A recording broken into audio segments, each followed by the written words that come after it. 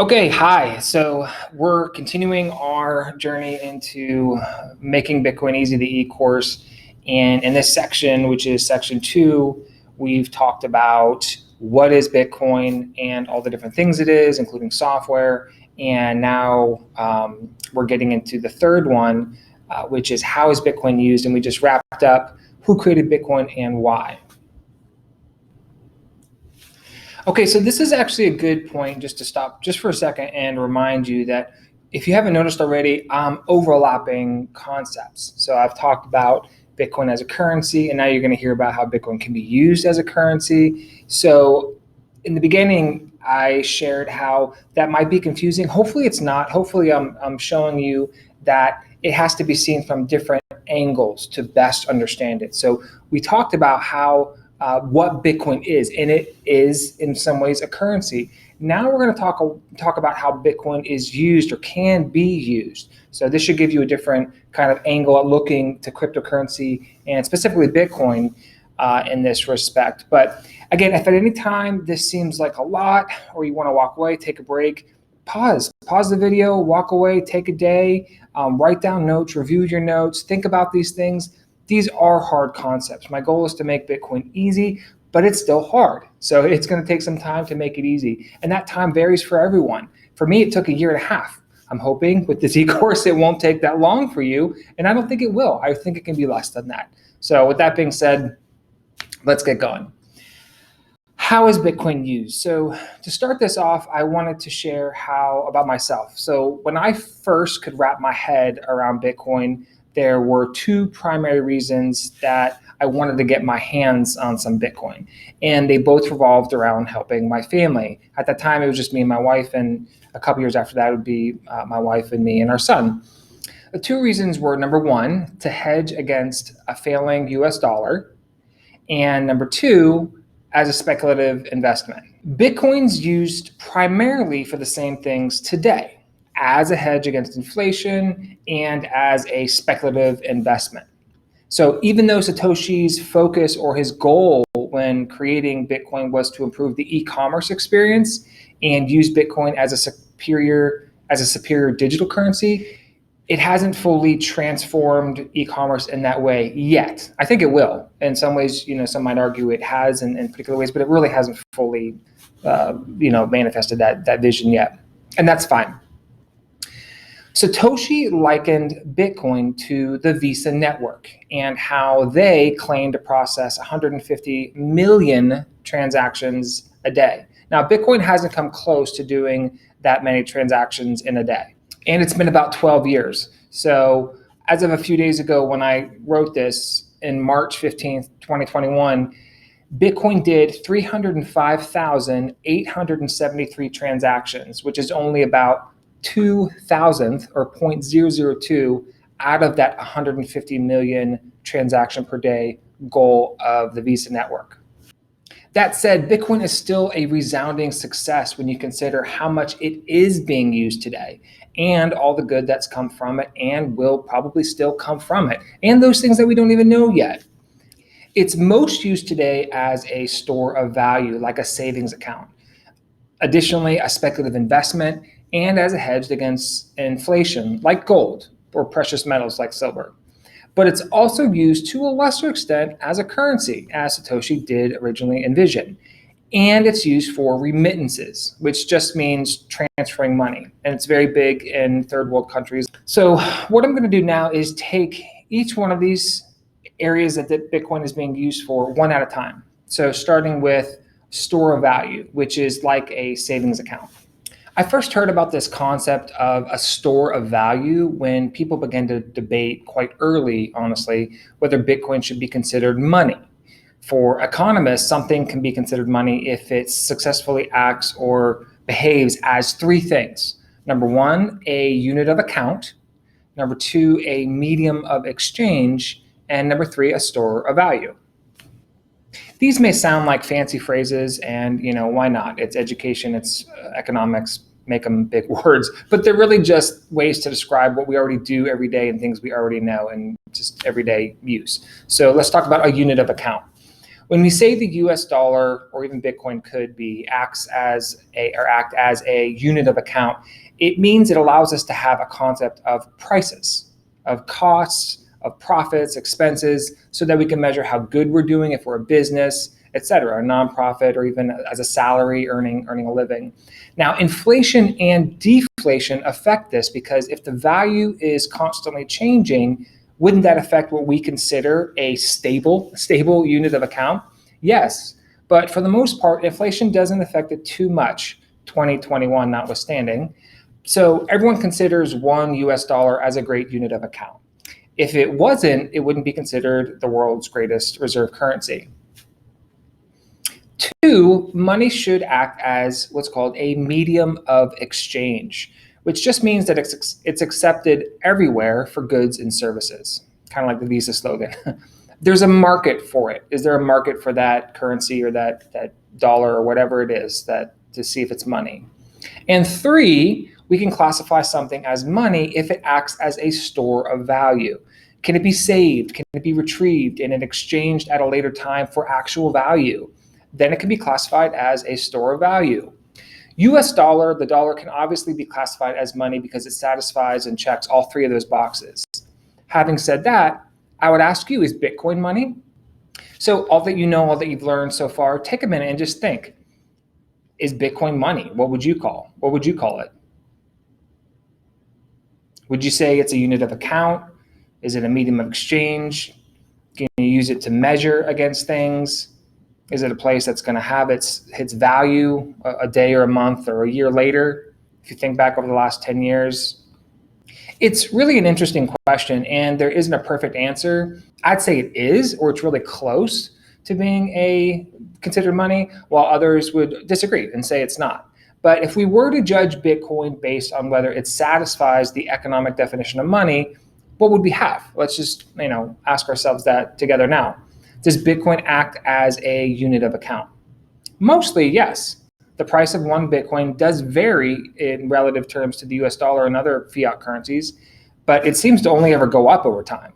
And everyone agrees that one Bitcoin is worth a whole heck of a lot and can be used to do all sorts of things.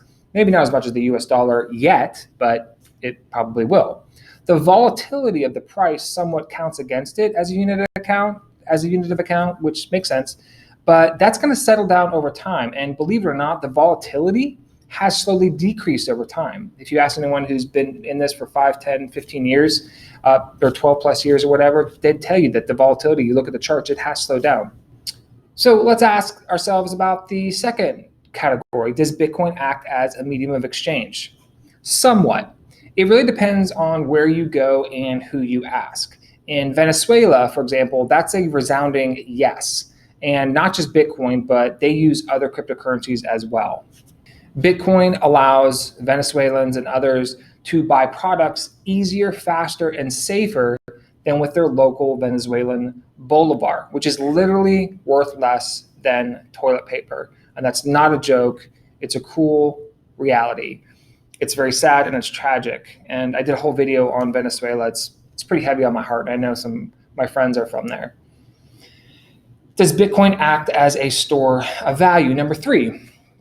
Yes, absolutely. Bitcoin is a resounding success with a store of value, and probably the biggest success up to this point. My grandparents, who are dead, they lived through the Great Depression, and they saved every penny. They reused tinfoil. They talked about saving all the time, which I've mentioned in other videos, and they did it. By saving, it allowed them to retire and go to Hawaii, I think 17 years in a row. Maybe that rubbed off on me, or maybe that's just how God made me, or being raised in the household I was.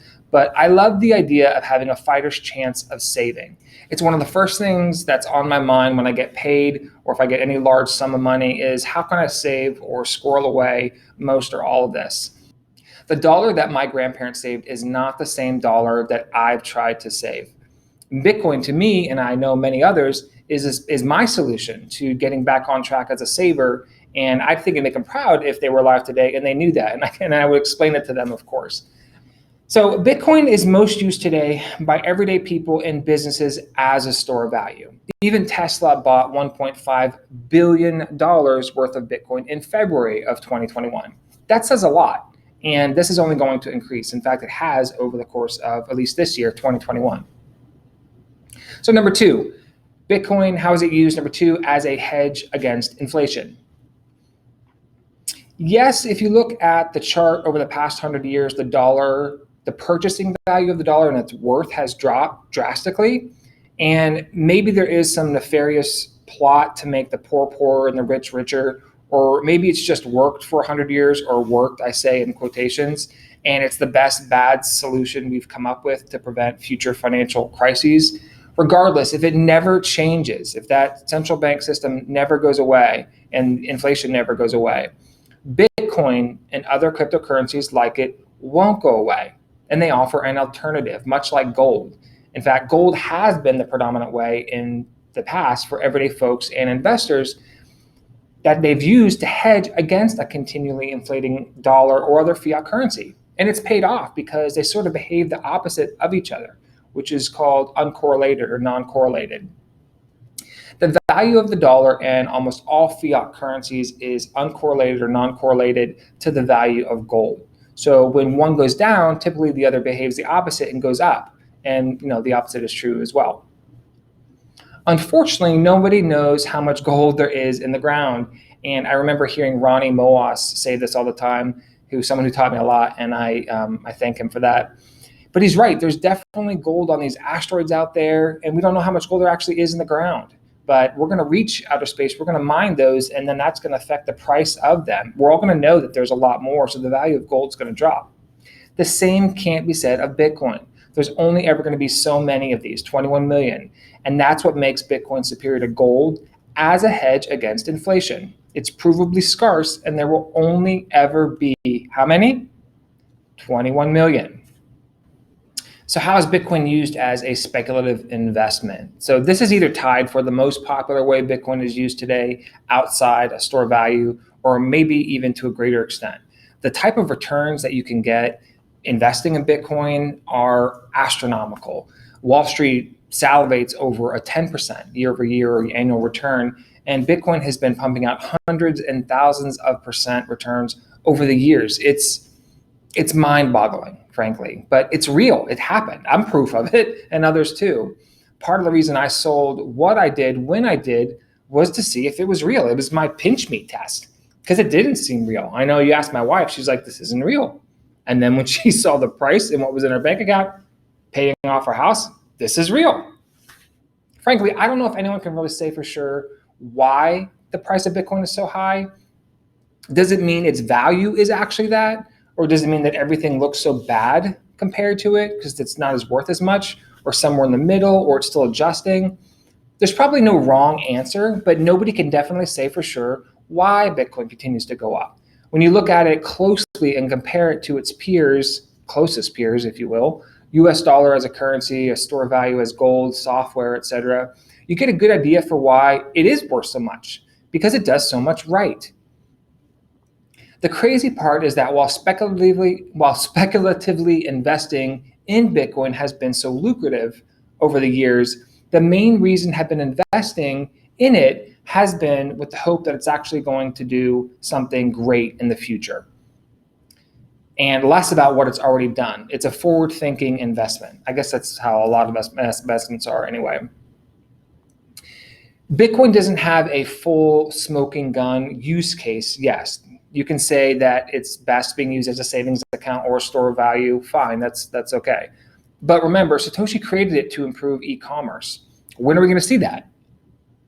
What will the price be when it gets there? What if somebody realizes another way that it can be used and it changes the world overnight? These things are going to happen. They are going to happen. They're in the process of happening right now. Those are big, important questions, multi-million, billion-dollar questions. I've been thinking more about this lately as I'm doing this e-course. I used to project that Bitcoin would top out somewhere over $1 million and settle back in the six figures. But my projection has been challenged, and I'm raising my prediction to over $10 million as a top. I used to think it would only go to $1 million or a couple million and then drop back down to the six figures. But I'm raising my prediction to well over 10 million to even upwards of 50 million, because I still think we're in the earliest stages of Bitcoin, even after 12 years. We haven't even touched Bitcoin as a medium of exchange, and it's coming. I think the solution will be something called the Lightning Network, which is getting a lot of attention now because it's out there and it's building, it's growing, it's already being used. But some say it has its downsides and it's still being developed or grown, and what doesn't, of course. But the Lightning Network will be incredible and it'll be the Lightning Network will be incredible and will be a game changer. And we're really close to seeing that just completely released on a widespread basis. And just so you kind of understand what it is, the Lightning Network allows you to, instead of transacting between you and me, it kind of takes a pool of money of Bitcoin. So let's just say if I am a bank and I decide to hold Bitcoin and I want to do business with Home Depot, I'll say, Home Depot, let's open a Lightning channel. What we're going to do, instead of just keep sending one transactions on this network, we're going to take a big pool of Bitcoin. Let's just say 100 Bitcoin worth. That's $300 million or whatever, how much, a bank is going to do business with. That's a lot of money. But you get the point. A pool of money, you set it aside, and then you transact within the pool off the main network. So instead of relying on those miners to verify every transaction, which takes work and they have to get paid, if you do it on the side, it's immediate. Because that Bitcoin, what happens is they can transact immediately, like instantly, faster than the Visa network. It would probably be the fastest transactions in the history of online transactions to date. Once you see this, and then what happens once it reached that peak of how much that pool is worth? I said $100 million or 100,000 Bitcoin, whatever I said. But once it reaches that cap, it transacts on the network as one transaction. Boom, went back and forth. See what I'm saying? It creates, it kind of pauses time and allows you to transact on the side. It's a brilliant idea, and it's just starting to get rolled out, and it's really incredible. Okay, let's get back to currency, how Bitcoin is used as a currency now. Back to Satoshi's original vision of making a better digital currency, or a currency to improve the e-commerce experience for buyers and sellers. Yes, Bitcoin is used for buying and selling, especially with the latest NFT craze, non-fungible token, or I should say it's now crashing, where people are buying and selling digital artwork, or different digital media that's been added and tracked to a blockchain, Ethereum in this case. But it's tough right now, and maybe even near impossible to say for sure, how many people are using Bitcoin as a medium of exchange, or even for Ethereum for that matter, daily, because the users are pseudonymous, which we've talked about, or pseudo-anonymous, and it's all over the internet and not tracked by a single company. But the average number of daily transactions on the Bitcoin network ranges from 300,000 to 1 million transactions a day, sometimes more. I don't think maybe too much or less than that. These transactions, bear in mind, could be anything: human or bot trading, day swing, long-term, people buying things, people getting in and out. It really includes everything. It's not just buying and selling. It could be anything. Personally, I don't use Bitcoin right now as a currency to buy and sell goods, but it's not because I don't believe in it or I don't want to. I definitely want to. It's because the current tax guidance is such that if I buy any cup of coffee, that Bitcoin is taxed along with everything else that I purchase. And I'm not touching that, at least right now. And I can understand why the US IRS takes this approach, because it could threaten the sovereignty of the US dollar, God forbid. But until that changes, I probably won't be using it as a currency, and I think a lot of millions of Americans will as well. But that remains to be seen. Think of streaming video and peer-to-peer networks like Napster. Things changed. It challenged the status quo, and the world changed. I'll just say that. How Bitcoin is used for remittances. Okay, this is the last one. These primarily refer to expatriates who are living in another country and they're sending money back home to their families. Western Union and MoneyGram, they charge ridiculously high fees. And I thought these companies would be the first to get kicked out of the space because of Bitcoin, but they haven't yet. They've actually hung on, and then they've even started to add crypto in some capacity and lower their prices, which is really convenient. That's, go figure. Coincidence, I guess. So that sums up the different ways that Bitcoin is most used today, the way that I've seen it. So I hope that's valuable, especially now that you've learned, or if you've watched those previous videos about what Bitcoin is and the 7 things, and a mint, a currency, a central bank, a wallet, a bank account, a payment network, and a blockchain, and how that relates to how it's being used. Because in some ways, it is being utilized based on its original intent and purpose, and in other ways it's not. And there's other ways that it's being used and it will be used that aren't related to how it was originally created, So that's why this thing to me is so exciting, because it's like science fiction. It's like this box. It's like a Russian nesting doll that you open and it keeps coming out with more goodies. The possibilities are endless. Obviously, you can see I really like this stuff. I hope you're enjoying this. The next one is, why does Bitcoin matter? Okay, so why does Bitcoin matter? I think you already know the answers to some of these questions, but that's what's going to be next.